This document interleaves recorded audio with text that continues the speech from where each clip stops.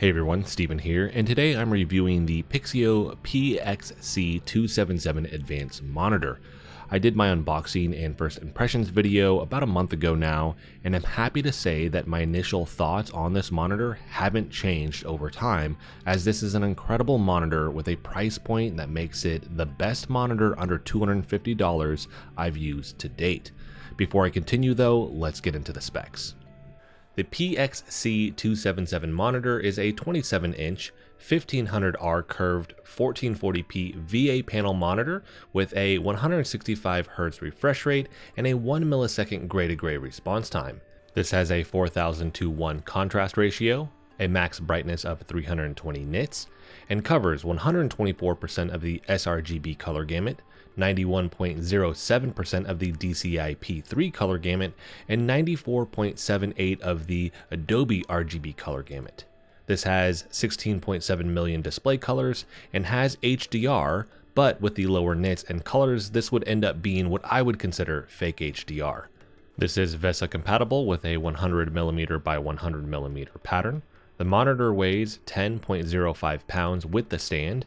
For mechanical adjustments, this can only tilt, and this doesn't have any speakers.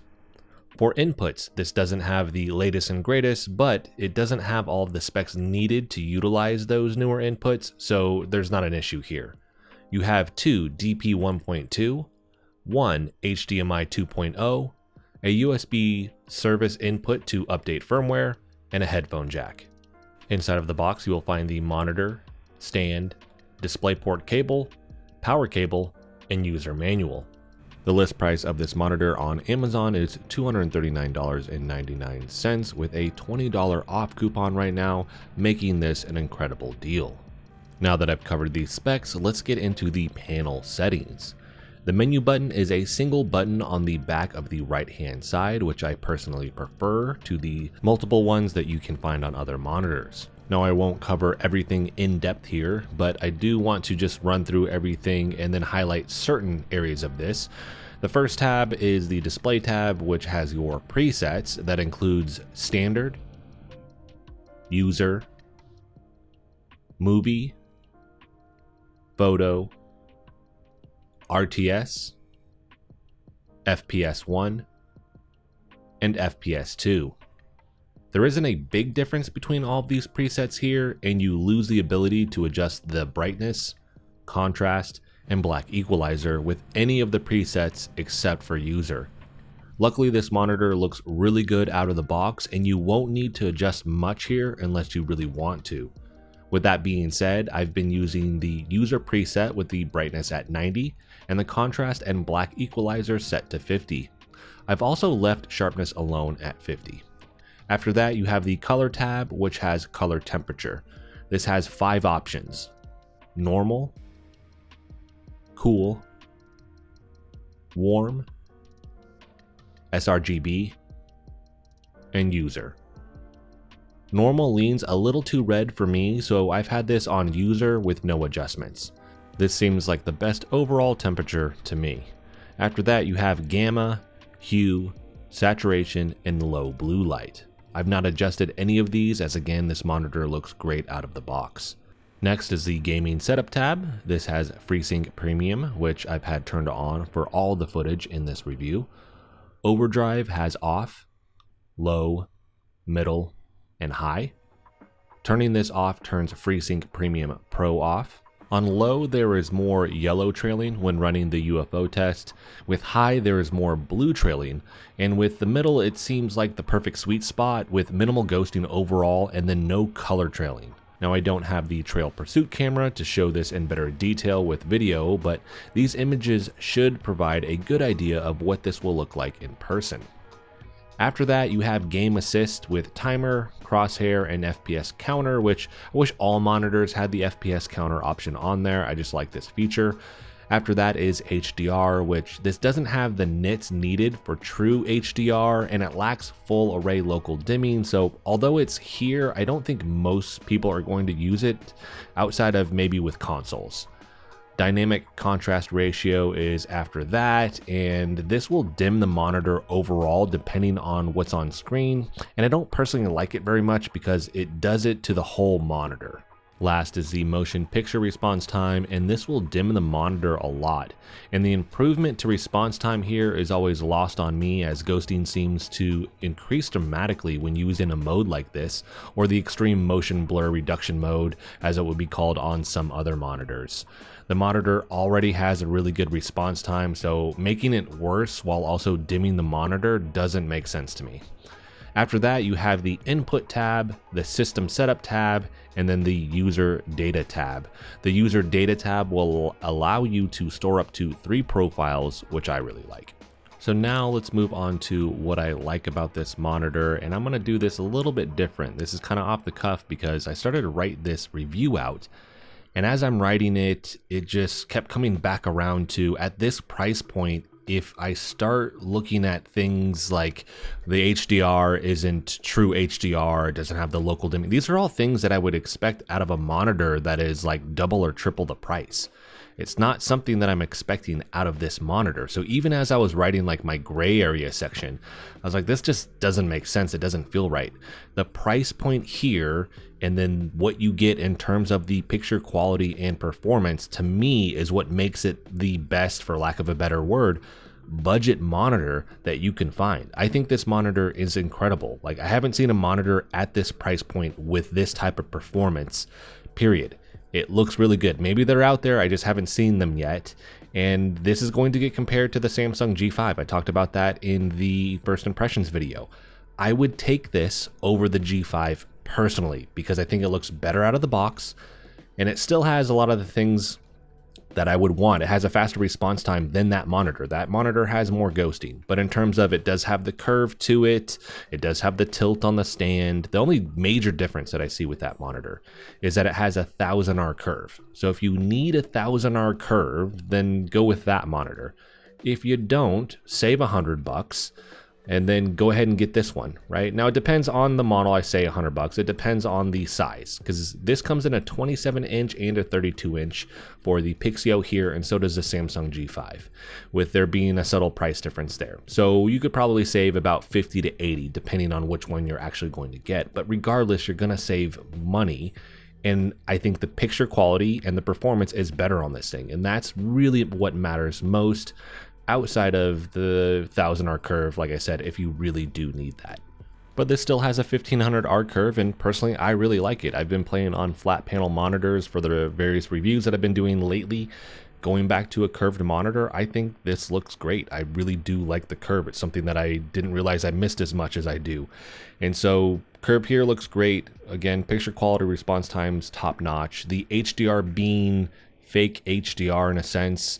On PC, it's not something that personally I miss, just because it doesn't have all the things that you would want out of HDR.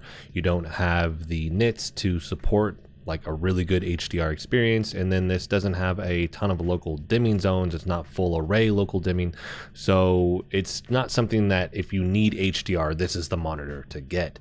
Now on consoles, it's been a little bit of a mixed bag. So on the PlayStation 5, it tries to pump out HDR on this, and so the footage with the PlayStation 5, that is running HDR 1440p, and then it'll upscale to 4K, but I believe you lose the HDR at that point. It just doesn't have the bandwidth in order to do that.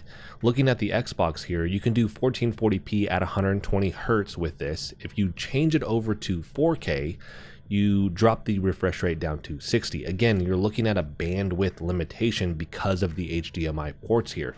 Now this says, hey, this does not support HDR10. If I go over and look at, hey, what can I do with this in terms of the video modes, it says, hey, it allows HDR10. So this is where it got a little bit confusing.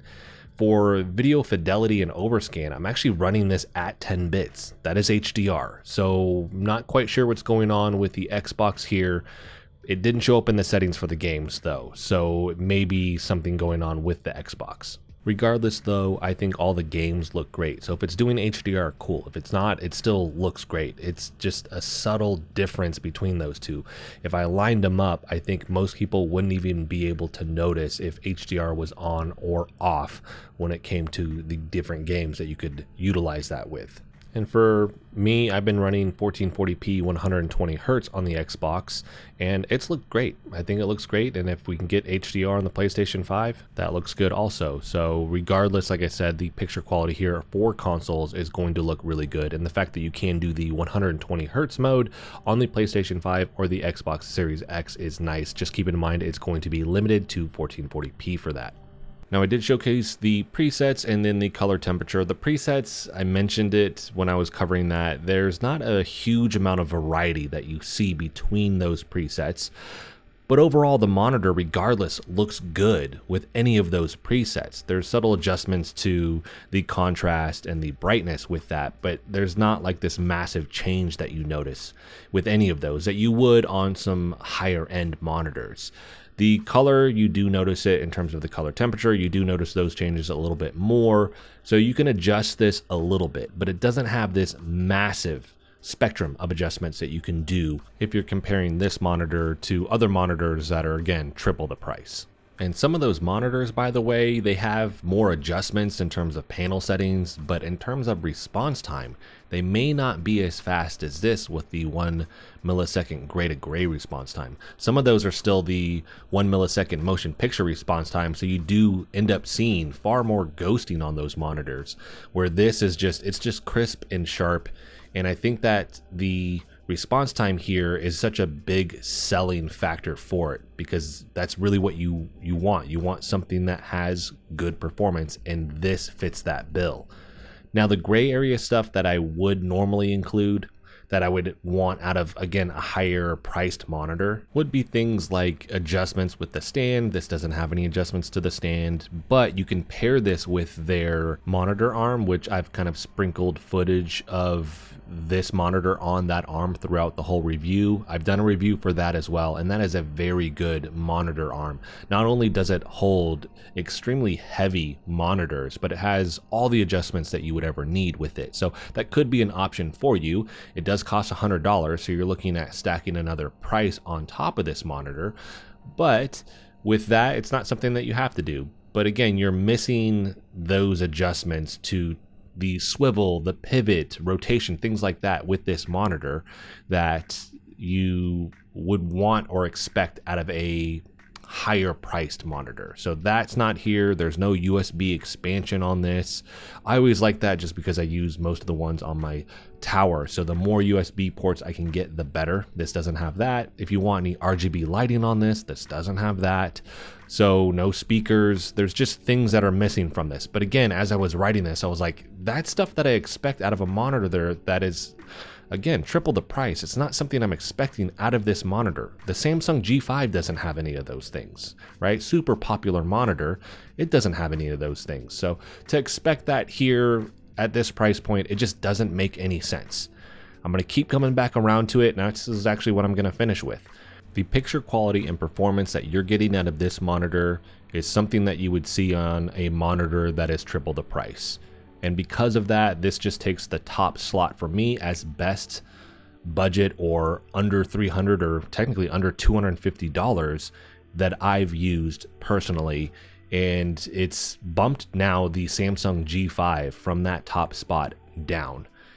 If I had to pick between the two, I'm going to choose this one personally, again, unless I need the 1000R curve. This is a phenomenal monitor, and I'm hoping to try some of the other ones out, because if the performance is the same on those as what I'm getting out of this, they have an incredible lineup on their hands. Well, that's going to be it for this one, everybody. I will have a link for this monitor in the description, as well as the monitor arm if you want to pick that up.